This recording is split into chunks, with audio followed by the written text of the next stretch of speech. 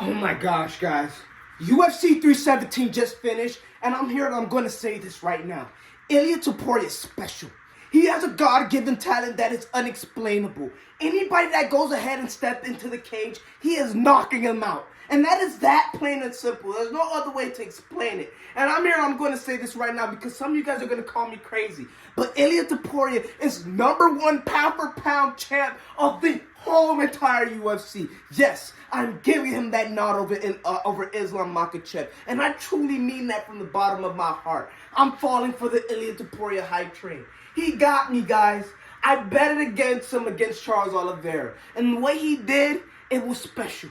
He did the same exact thing against Alexander Volkanovski when I bet against him. And he looked special. He did the same thing against Max Holloway. And he looked phenomenal. And now tonight, against Charles Oliveira, he looked outstanding. Guys, Islam Makhachev, if he ever faces Ilia Topuria, and it's clear as day that Ilia Topuria, he's hunting him down. He said, I'm coming to the welterweight division. I'm going to be the boogeyman for you, Islam Makhachev, like it or not. JDM, yes, you may pass him. But when you face me, I'm going to show you that you are going to be in a heap of trouble. But guys, let's go ahead and talk about the fight. Because this fight right here, I was baffled. Let's talk about the walkouts. Charles Oliveira had his walkout. He was looking confident, jumping up. He had his wife there. I almost broke my ankle popping up like that. But he had his wife, he had his kid there, and he made a promise to his kid, his newborn that was about 8 months old, that he's going to go ahead and win the fight. So I felt the confidence of Charles Oliveira. But when Ilia Topuria had his walkout, and I don't know what song it was, but when that guitar was playing, that Mexican, Spanish type theme music played, I knew this man was special. He's coming out different. But I didn't take that hit. But I seen it. But I didn't fall for that hit all the way through. I still felt Charles Oliveira had it. Bruce Buffer went ahead and announced the fight. And it's time. And then Charles Oliveira had his name called out by Bruce Buffer. And then you seen Charles Oliveira. Fist bumped him, looked confident, pretty cool. And then Ilia Topuria had his name called out by Bruce Buffer himself. Pretty cool, nothing crazy. They shake hands when Herb Dean went ahead and he told him to shake hands. Cool, boom. Now the fight starts. The fight started literally from the bell. It was instant fireworks. Charles Oliveira and Ilia Topuria in the middle of the octagon started going at it. And in their first initial exchange, I thought Charles Oliveira had the better of Ilia Topuria. And he ended that first initial exchange with a leg kick. And I thought that would have been foreshadowed for the next up-and-coming rounds. But obviously, we didn't get to those up-and-coming rounds. But I thought it would have been good foreshadow for Charles Oliveira to just keep throwing that leg kick out. Didn't do much of it after that. But he had the better of Ilia Topuria in that first initial exchange.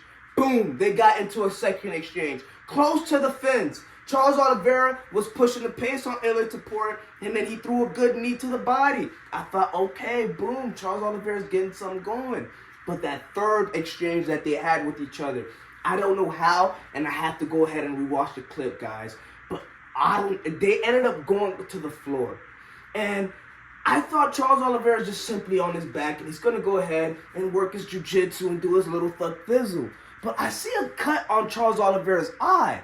And I was like, how in the world did Ilia Topuria just cut up Charles Oliveira in the worst spot possible?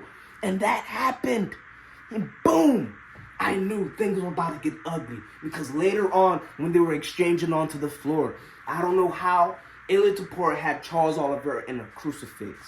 He didn't land any shots. He didn't get any damage off once he had him there. But briefly, he had him in a crucifix position. And I thought, oh my gosh, Charles Oliveira is about to die inside this octagon. He is going to be in trouble. And I didn't know Ilia Topuria was that dangerous on the ground. He said time in and time out, he's dangerous. But I thought he's just blabbering. To have Charles Oliveira stuck on the ground and you're technically the smaller guy coming up from the featherweight division to the lightweight division, you have him in that position? Woo! Okay, we got somebody that's tough. But later on, they started scrambling up on the ground. Ilia Topuria told Charles Oliveira to rise on his feet as Charles Oliveira was just literally just trying to get his little composure back, trying to get himself right. Herb Dean actually stood up Charles Oliveira, and then once he stood up Charles Oliveira, this was troublesome for Charles Oliveira. Absolute troublesome, because Charles Oliveira decided to go ahead and exchange with Ilia Topuria. You know, throw his little combinations out. But Ilia Topuria didn't see that shit, because Ilia Topuria instantly threw his combinations out to the body, down, and then he went to the head.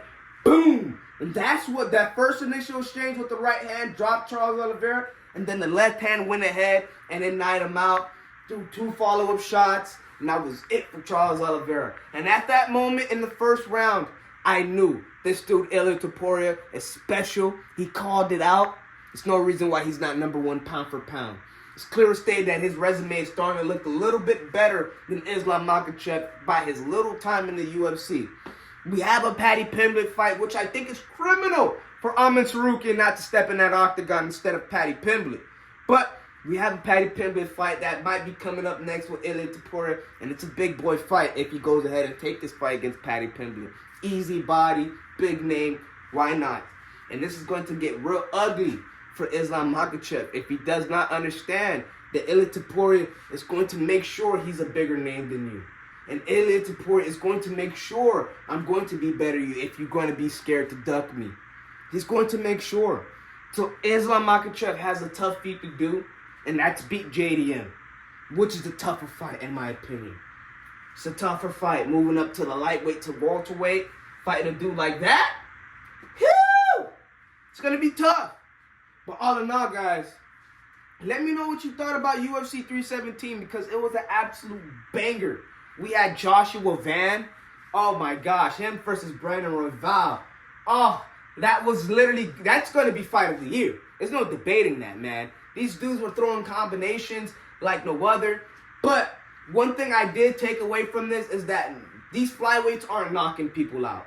Imagine a heavyweight bout of a heavyweight fight where 2 dudes from the heavyweight division throwing punches like that. There's no way they're surviving. So one thing I learned is to never bet on the flyweight by knockout. That is criminal to do. I don't care who you are. I'm not betting you by knockout. Go ahead and look at that Pantoja and Kai Kara-France fight. Pantoja had Kai Kara-France in deep waters. Oh, man. That water was deep. Went ahead and choked him out in the second round. Pantoja has Joshua Van up next. Guys, you don't bet against Joshua Van against anybody. I literally mean anybody. But Pantoja, it's different. I'm going to be betting the house on Pantoja if he fights Joshua Van.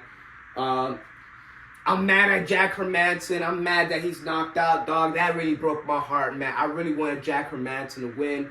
Tracy Cortez went ahead and won. I'm happy for Tracy Cortez. My baby just won. Oh! All in all, we will be deeper talking about these cards one by one. I just want to give you guys my raw take about this, because we got a superstar in our hands, guys. We got a guy that's ready to go ahead and take over the UFC, not just the lightweight division. And he's showing you clear as day, I'm the face. Let me know what you guys think. It's your boy Fetty MMA, and I'm out.